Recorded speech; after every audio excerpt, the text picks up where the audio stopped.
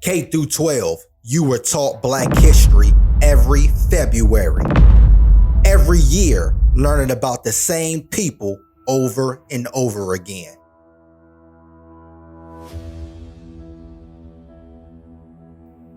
They got some of it wrong and left a lot of information out.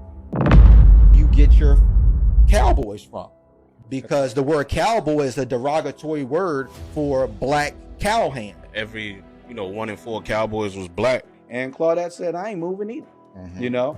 I know my constitutional rights. I'm not moving. She stated that. And they said, well, we're going to call the police. Call them. Number one is, of course, 6 years old Ruby Bridges, who was escorted by federal marshals to integrate a all-white school in New Orleans, Louisiana. The Miseducation of the Negro by Carter G. Woodson, which is the father of Black History Month, and The Souls of Black Folks by W.E.B. Du Bois. Drugs was pumped into the black neighborhood. For what reasons? You can come up with a lot of them, but it was essentially of kill yourself. Tommy Smith and John Carlos decide that it's a personal choice to go to the Olympics, and there are several people who decided that they were actually going to boycott. Vicious, not want blacks moving into their neighborhoods. And this had nothing to do with value from a bank account. This had everything to do with value of a skin color. Black perspective.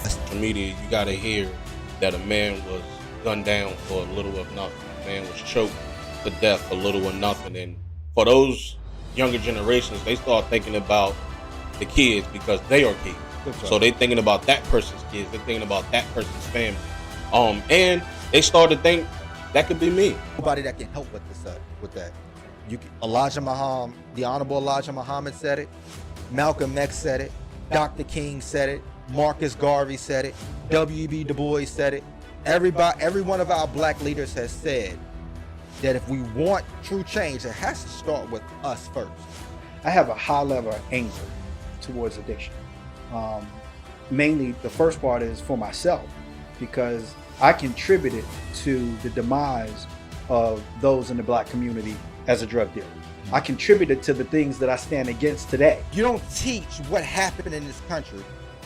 Then you're not teaching accurate history of American history. Because you're thinking, what's making me so different than you?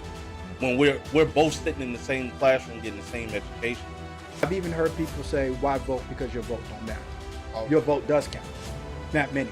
We cannot continue to complain about the problem if we're not putting people in places that we can be a part of the solution.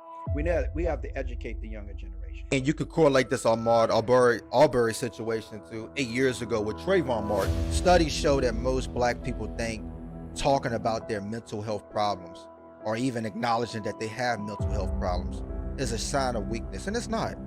In Chicago, as long as they're killing blacks, it's not a problem. It's a freaking war zone, but only blacks are being killed. Right. So we're not just talking about the statues themselves, but let's talk about why they were even erected. Let's talk about where they're located, because I think that's huge too, because most of the statues are located somewhere near the courthouse, which is a place that we know that blacks are treated unfairly on a daily basis. Right.